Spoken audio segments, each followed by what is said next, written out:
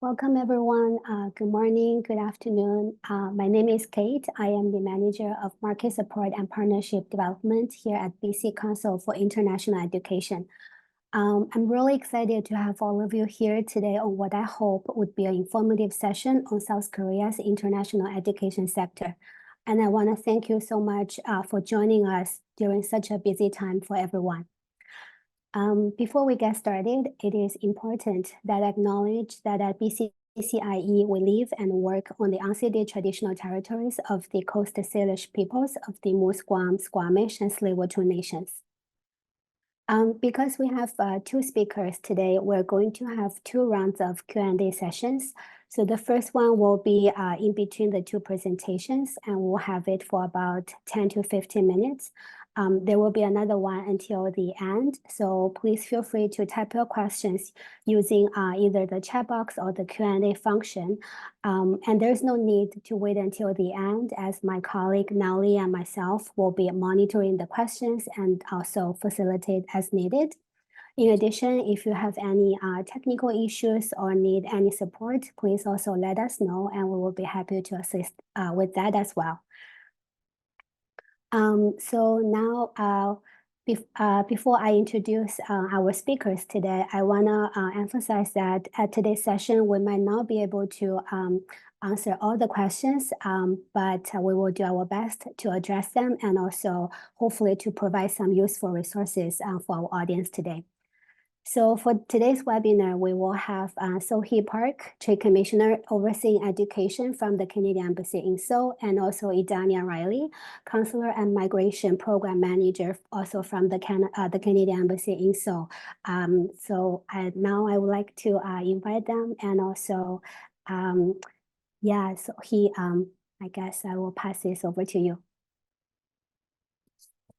Thank you. Good morning, everyone, and good afternoon in Canada. I'm just going to share my screen first before I start. Yep. Yes. Yes. Okay. Thank you. Yeah. Thanks, Kate. Again, good morning, everyone, and good evening for Canada. As Kate introduced, my name is Sohee, and I'm a Trade Commissioner for Education at the Embassy of Canada to Korea. I'm very pleased to provide the market briefing today with BCCIE, and thank you, BCCIE, to give this great opportunity to present.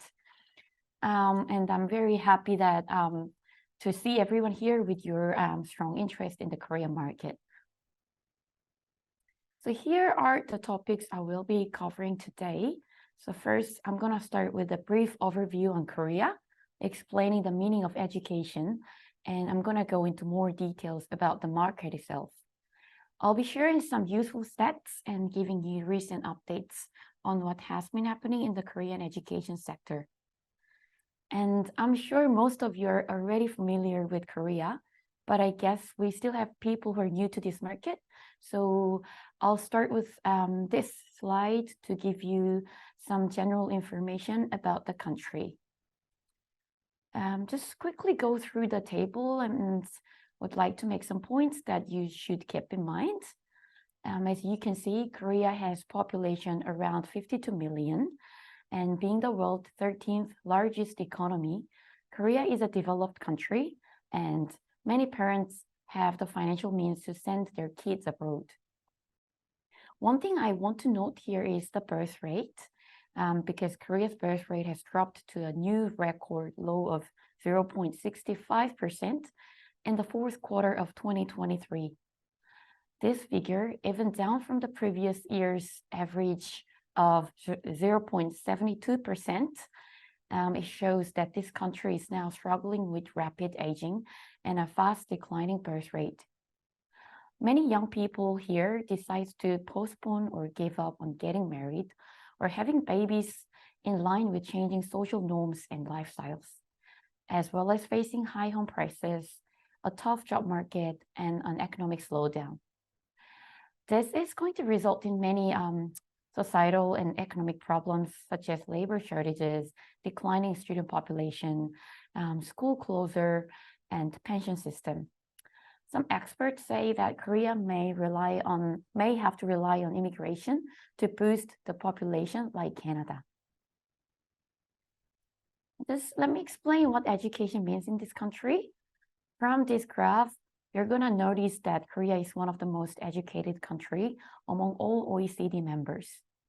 Almost 70% of the population completed tertiary education in 2022, followed by Canada, 67%, and Japan, 65.7%. As you know, Koreans put strong emphasis on education. The country's commitment to academic excellence and strong education system has effectively fostered a highly skilled workforce, sparked innovation, and achieved significant economic success. And of course, Canada holds the second spot with another impressive rate of 67%. But the difference between these Korea and Canada is a proportion of studies. So in Korea, we have more people at bachelor's degree, but Canada, we have even share across the short cycle tertiary, bachelor and master's program. And of course, the other difference between Korea and Canada is the level of spending in private education. We all know Koreans, parents spend a lot of money for their children's education, and their enthusiasm about education for their children is extremely high, as education seen as the key to success in Korean society. This table shows the level of spending on education by the Korean government and individual household. About 30% of public expenditure is spent on private education. This number hit a new record high of 27.1 trillion won in 2023 for a third consecutive year. Here, private expenditure includes spending on hagwons, which means private academies, one-on-one or group tutoring, after-school programs, extra study materials, virtual learning, and study abroad expenses to learn English. And I also provided a breakdown of private expenditure here. So hagwon, which is a private academy, takes 75% of the total spending, followed by the private and group tutoring. The average monthly expenditure for each student increased 5.8% to 434,000 Korean won in 2023, the highest ever spending. And by subject, as you can see, English and math, they are the top two subjects, making up almost 58% of the private expenses. The average monthly spending on English was the highest at 248,000 Korean won. This implies the potential opportunities for Canada's education sector, but at the same time, there are many alternatives in the country now. Now, let me briefly explain how the Korean education system works. In Korea, the National Education Administration is governed by both central and provincial organizations. The Ministry of Education is the central body that oversees overall educational affairs at the national level, whereas there is no education ministry at federal level in Canada. So education is within provincial jurisdiction, and the curriculum is overseen by the province. So Korea has a single track of 6334 school system, and the government now provides free education up to the high school education. And there are 4 types of high schools in Korea, and they have special purpose high school called like science high school, foreign language high school, and autonomous high school. They are called elite high schools.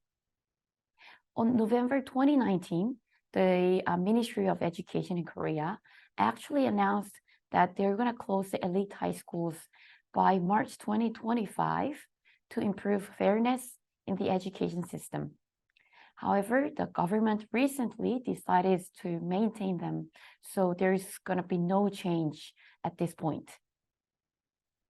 For the post-secondary sector, there are total 228 universities and 156 colleges in Korea now. If you look at it more closely, you're going to find that there are many private post-secondary institutions in Korea, unlike Canada. But this figure is going to change as many Korean institutions outside Seoul are having challenges to recruit and maintain students. So some of them might have to close down at some point. Now, I'd like to highlight some of the recent changes in the Korean education sector and key policies of the government. First, it's the closure of the elite high school, which I just mentioned. So these schools were supposed to close and convert into regular high schools, but the Korean government decided not to do it. Instead, they're going to look for the ways to balance the education inequality, such as putting the admission quota for local talents. For example, 10 autonomous private high schools should select at least 20% of their students from their region where they are located. Second, it's the introduction of high school credit system. So under Korea's current system, students still study with a teacher-centered class timetable. But this new credit-based evaluation system, it's going to allow students to organize their entire academic course schedule depending on their interest and career path. Many schools have already started to adopt this new system, and the full implementation is expected by 2025. The third, in accordance with 2022 revised curriculum, all Korean students will take introductory artificial intelligence, software, and other technology-related classes. Students will also have more choices in course selection. For example, in English, there are new subjects to be introduced, such as English presentation and debate, English in media, English literature, and business English. In Korea, English education at public schools were heavily focused on reading and writing, but now it's will be switched more towards the speaking and communication. This is going to be similarly applied to other subjects. For example, in social studies, we're going to have new subjects such as global citizenship, climate change, finance, and etc. In addition, I'd like to quickly mention on the continued popularity of international schools in Korea. Currently, there are 6 accredited international schools in free economic zone, mainly in Jeju Island, and over 40 foreign schools in Korea, and many other foreign curriculum schools that are not accredited by Ministry of Education.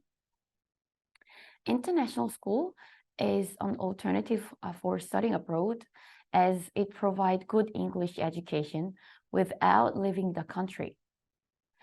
Some of the international schools started to increase the student enrollment quota, and I just heard that there will be another international school to be opened in 2026 in Jeju Island.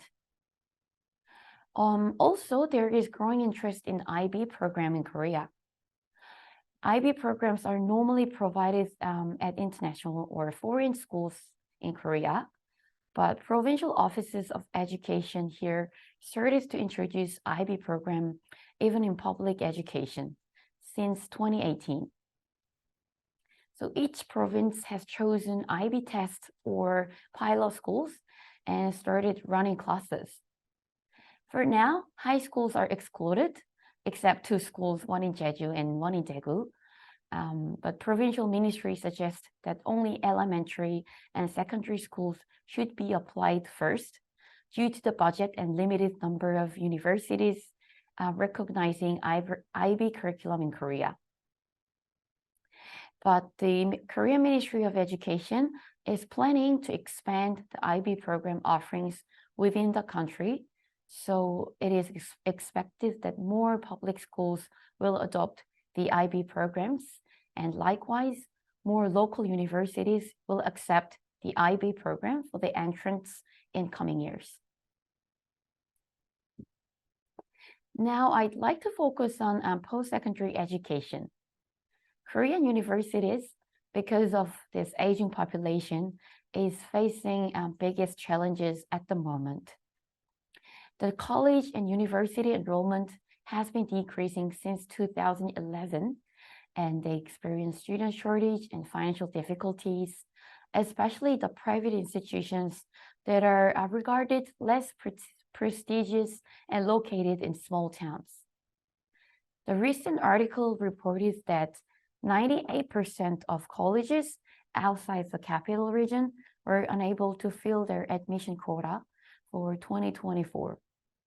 So by 2040, the number of Korean students eligible to enter university will drop to 280,000, which is 39% down from 2020. This is not just related to the declining birth rate, but also a perception among young people of declining job opportunities outside Seoul. Korean universities and colleges have started with right-sizing or restructuring initiative to maintain the right number of students. Local colleges especially may adopt lifelong learning programs so they can take more adult students. Last year, Korean government has also announced a plan to significantly expand the country's foreign enrollment to tackle this issue. I'm going to talk more about this in detail in the next slides. Another thing that I want to highlight here is that there is growing interest in internalization from Korean post-secondary institutions. They would like to expand international partnership with foreign institutions, including Canada, such as student exchanges, joint program delivery, research and development partnerships. Korea used to be focusing on outbound activities over the decade. However, now the Korean government is heavily working on the inbound side and more aggressively trying to recruit foreign students due to the decreasing domestic student number associated with the low birth rate. So here you can see the huge increase in the number of international students in Korea. The number fell during the pandemic, but this has been increasing again. In fact, this year we're seeing the highest number since 1998. So compared to 2010, the number has doubled, reaching 181,842 students in total. So in 2020, Chinese students account for the largest share, as you can imagine, at 40%, followed by Vietnam, Mongolia, Japan, and United States. Many of the foreign students come to Korea to study bachelor's degree, but for a big portion of Vietnamese students are coming to Korea to take language classes, almost 30% of the total student number. In 2022, we only had 679 Canadian students studying in Korea, which is less than 1% of total foreign students. Hopefully, we can see more Canadian students coming to Korea in the following years. And here I'd like to talk about another two initiatives recently announced by the Korean Ministry of Education. First one is called Study Korea 300K project, which aims to attract 300,000 international students to Korea's universities and colleges. This plan is in place to help tackle rapidly declining school-age population, strengthens competitiveness of local universities who are already experiencing enrollment shortages, and to secure high-tech talents. This ambitious 5-year plan will include measures like lifting the current requirement of Korean proficiency, easing visa rule, providing financial aid for 2,700 international science and engineering students, and 6,000 non-science students through the fully funded Global Korea Scholarship Program. Students with either master's or doctorate degree in science and technology will also be able to receive permanent residency or Korean citizenship in 3 years instead of 6 years. In addition, the Ministry of Education plans to organize more international exchange programs at elementary, middle, and high school level. I believe this project will pose risk to Canadian institutions, but at the same time, I guess it could open up new opportunities for collaboration. With these new changes, Korea will be more attractive, especially for East Asian students as a study destination. So this may affect the mobility of students to Canada, probably. However, this also means that Korean universities and colleges will offer more English programs. I'm sure this will create more institutional partnership opportunities with Canadian institutions. So please be proactive in exploring and responding these type of opportunities to collaborate. And the second initiative is called RISE Plan, Regional Innovation System in Education. This plan is to strengthen regional universities that have been badly affected by country's demographic decline and strong student preference to study in the capital or other major cities. The ministry will provide more than half of the university grants to local governments and local authorities to develop plans to support individual institutions based on local needs. So 5 local governments will be part of this initial pilot, and this will be expanded to all regions in 2025, next year. Universities and colleges will work with the local government and strong local companies to improve educational system and build competencies together. And here is another issue that has been a lot in the Korean media for the last 2 months. The Korean government recently announced a major expansion in the national medical school admission quota. So the capacity of country's 40 medical schools, around 3,000 places since 2006, will increase to 5,000 starting from 2025. This is mainly due to increased demand for medical professionals with the rise of aging population. So Korean trainee doctors are now striking over this plan, saying this increase could compromise the quality of education and services. And I guess this also has an impact on higher education sector because Korea's top universities, like as we call Sky universities, already lose many of their strongest STEM students to medical programs. Students who were already admitted to top universities start to withdraw their applications to aim for medical schools instead. And the quota expansion is also expected to trigger a trend among students to resit college entrance exam in the hope of improving their chances of being accepted in the medical school in the next year. And now I would like to look at some of the enrollment data for Korea post-secondary institutions because I received some questions about popular programs in Korea. This is the enrollment by data by field of study for Korean colleges, the two-year colleges last year. Engineering department has the largest share, about 28%, followed by medical science, 23%, social science, 18%, arts and physical education, also 18%. And the most popular courses for college level are nursing, social and welfare, public health, food and nutrition, mechanical engineering, and business administration. Although total number of students is decreasing, students studying medical science or pharmacy, as well as natural science, has increased over the last 5 years. I guess it's the same case in other parts of the world, including Canada. Because of the pandemic, medical courses gained more popularity, whereas the interest in humanities are rather decreasing.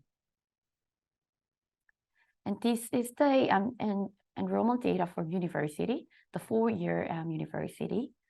And social science and engineering take more than half of the total enrollment. So around 28% for engineering and 26% for social science. In terms of the courses with the largest student number, at some business administration and economy, they top the list with over 185,000 students, followed by computer science and engineering. The other popular courses include family and social welfare, public administration, mechanical and electronic engineering, physical education, nursing, and life science. What's interesting over the 4 years since 2019 is traditionally social science was the most popular course until 2021, but from 2022, last year, engineering exceeded it with the growing interest in IT, software, artificial intelligence, and etc. And like we saw for the colleges, the student number for medical science and pharmacy is also increasing. To summarize, generally the university's top program is business, computer science, engineering, and social studies. For colleges, it's nursing, public health, social work. But with all the technology advancement, the demand for semiconductors course is rising in Korea because of the positive job prospects and the ties with the big companies. Also, the Ministry of Education here announced that there will be an increase in the undergrad student quota for high-tech fields such as semiconductor, AI, software, energy, future mobility, robotics, and bioscience in 2024. And the largest increase will be made in semiconductor program. So as you can see, there is strong interest in STEM, but less demand in liberal arts program in general. So I see more potential opportunities for Canadian colleges and universities, of course, including K-12, to collaborate with Korean institutions, especially in STEM field, in a format of student exchange, R&D, joint program, teacher training, as well as for the student recruitment. Now, I'd like to share some useful data for international education. So first, let's look at the trend of Korean students' outbound mobility. So, but this is the Korean data provided by Ministry of Education. So please, there is discrepancy between Canada's IRCC data. So as you can see, Korea has been the top 5 study destination from 2018. In 2022, there were over 12,000 Korean students studying in Canada, and now we are ranked in 4th, beating Australia. This data does not include students for short-term language training, less than 6 months, people travel to Canada for immigration, and young kids who accompany their parents. If we look at the K-12 data, you're going to notice that student number dropped dramatically from 2013. Canada topped the list in 2019, but again, the number dropped significantly until 2021 due to the pandemic. But good news is the number for Canada is returning. I know it's still half of the number compared to 2019, but it shows the students start to travel and study overseas again. Unlike early 2000, graduates from foreign institutions are not well received in Korea when they look for a job here. So people who have studied in Korea, even without studying overseas, they can speak English and have some work or short-term study experience. They can speak English and learn English here.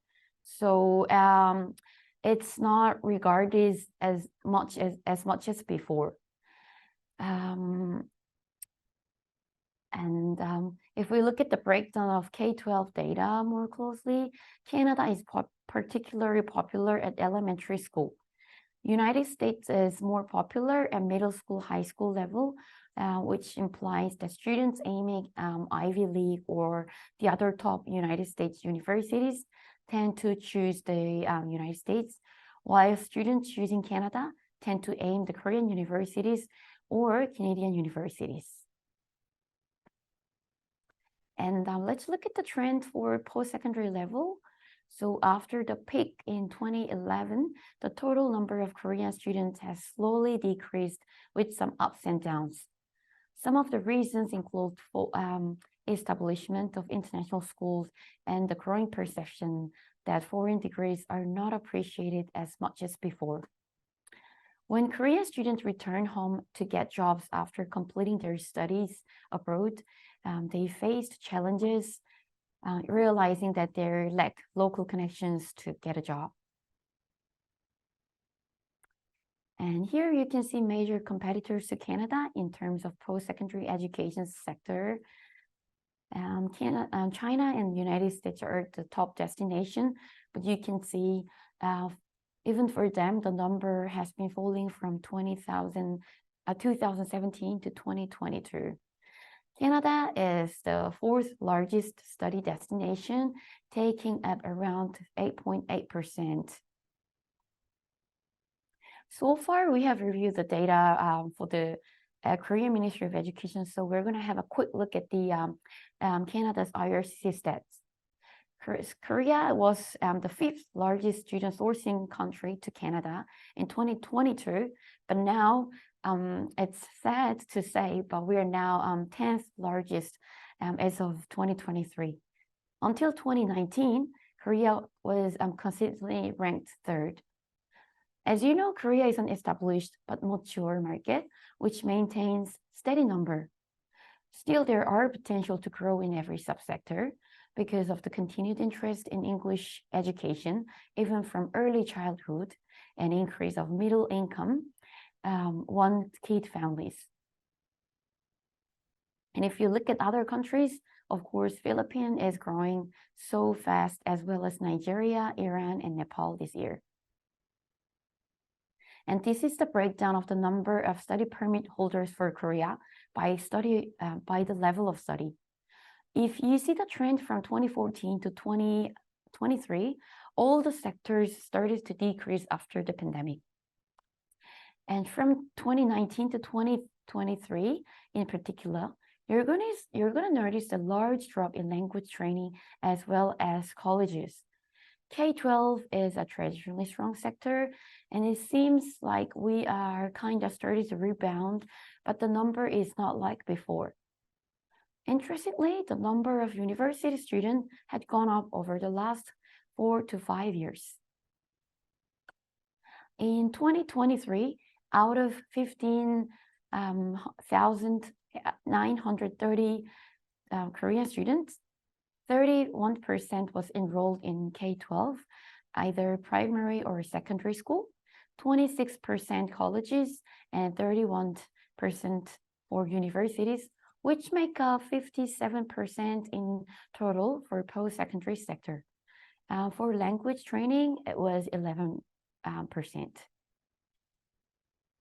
And I was also lucky to get this data, study permit holder number for Korea by each province or territory last year. As you can expect, Ontario and British Columbia are the most popular destination for Koreans, followed by Alberta, Quebec, and Nova Scotia.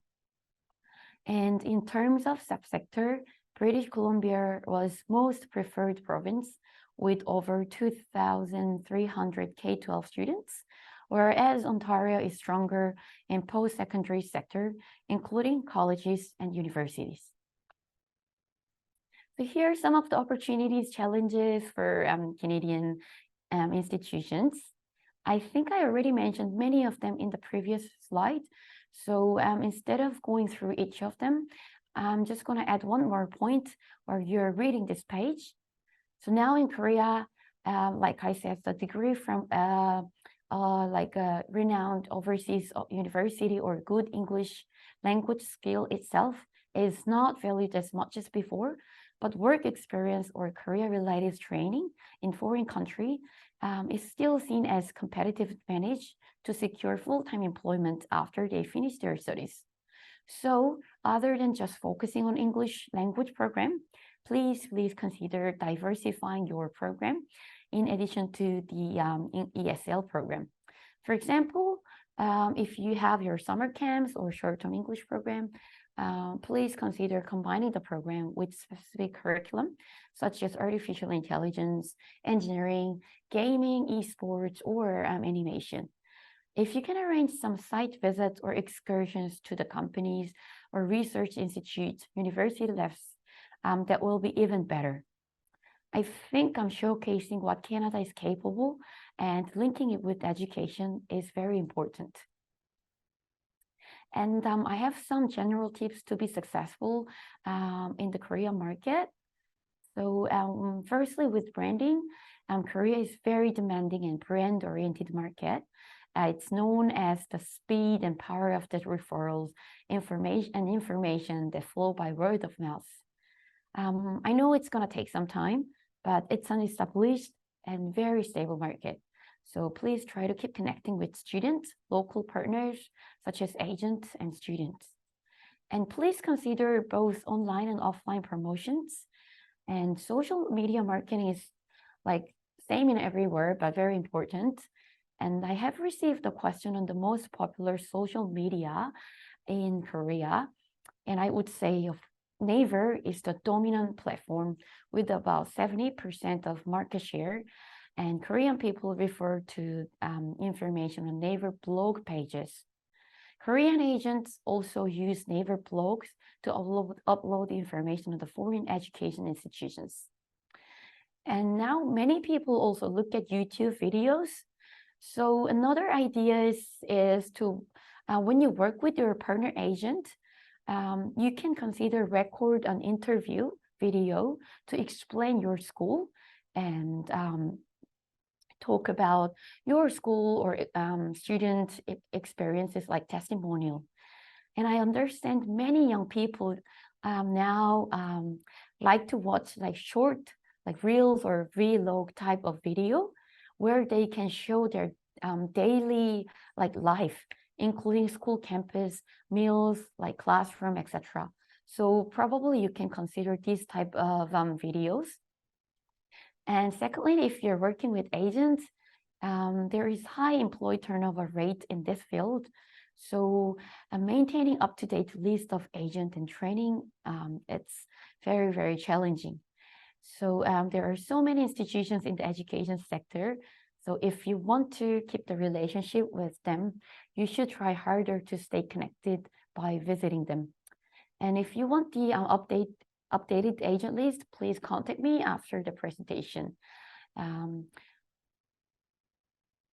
Yeah, and I think there was a question on agent commission, but unfortunately, I cannot provide the answer to this because every agent has different marketing strategies and commission rate also varies. And almost the last page, and I'm going to share some tips to work with Korean institutions. Korean institutions have been showing growing interest in customized program, which combine language training and on-the-job training. So sometimes it's requirement for the Korean government if they want to secure the funding from them. So please consider the opportunity when you partner with Korean institutions.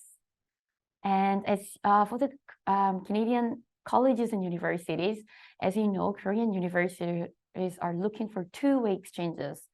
If your institutions are open to two-way exchanges, I'm sure you can develop new connection and partner with Korean institutions more easily. Korea used to send many students to Canada during their vacation or semester, but now many universities or colleges would like to do two-way exchanges. So please open up these possibilities and try expanding your network and with your existing or potential partners. Starting with exchanges, this can bring other opportunities in customized program, joint or dual degrees, faculties and exchanges, etc. And I received another question on the areas of interest in Korea for research collaboration. I guess this can vary depending on each institution, but definitely STEM, it's something that is getting a lot of attention, especially artificial intelligence, semiconductor, life science, and quantum computing. If you're looking to find the partner institutions for research and development for a specific sector, please feel free to reach out to me after the presentation. I should be able to share more details. So this brings almost the end of my presentation. I think everybody knows me, but for those of you who are not familiar with Trade Commissioner Service, TCS, it's a free service of Government of Canada, helping government Canadian companies or institutions to prepare for international markets, assess market potential, find qualified contacts, and resolve business problems. And yes, I'm part of this TCS team. And here are some of the key activities we do in Seoul. So for this year, I'm planning to have a Canada Pavilion at the International Education and Migration Fair in September 2024. It's a B2C recruitment event. So it's everyone can come and visit us. And I also host a partnership event between Canadian and Korean post-secondary institutions. And this is likely to be in the following week of the recruitment fair. For this year, I did not host any Asian fair, but I'm hoping to organize one for early 2025, like February, March, spring. The other thing that I want to highlight is we will be promoting specific sectoral capabilities in Canada's education sector. I'm sure if you're aware of it, but Canada has strong capability in ICT, artificial intelligence, gaming, digital media such as VR, AR, animation, and quantum computing. I think I will be hosting a webinar with the specific sector theme, such as digital media and creative industry, and I will be inviting local institutions that are interested in partnerships in those areas. So I will keep you posted for these events, but for now, please take this into your consideration when you plan your next trip to Korea. And I hope I can see many of your faces in Korea this fall or next spring. Yes, so this is end of my presentation here. Thank you so much for listening, and I hope you enjoyed it. And here's my contact details. So if you have any question, please feel free to reach out to me after the presentation. I guess we can move on to Q&A. So yeah, I'm gonna just stop. Yes. Yeah, I'm gonna just. Thank you, Sohee, for all the information, the statistics, and all the practical tips. So if you have any questions for Sohee, feel free to put them in the chat box or to use the Q&A function. I think we have a couple of minutes, so if there are any questions, we can answer them right now. A lot of people are thanking you for your excellent presentation, Sohee. Thank you.